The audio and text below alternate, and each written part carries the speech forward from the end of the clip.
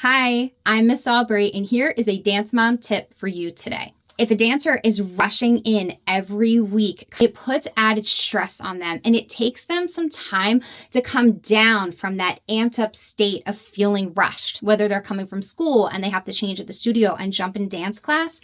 Finding some time to give them some mental space for doing some somatic healing exercises like the one I'm going to show you now.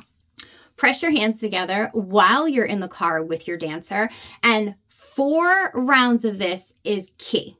Pressing your hands together as hard as you can for 10 seconds and counting down. Make it a game. Here we go. 10, 9, 8, 7, 6, 5, 4, 3, 2, 1.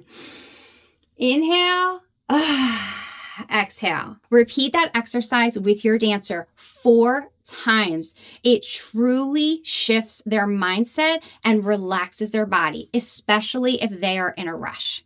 Whether you know it or not, you are growing and building your relationship with your dancer as you're doing these things together, as you're practicing somatic healing methods in the car and teaching them how to reset their nervous system. Remember, dance moms, the goal is less stress, more joy. Enjoy these milestones of motherhood and this time, dance mom, because it's fleeting.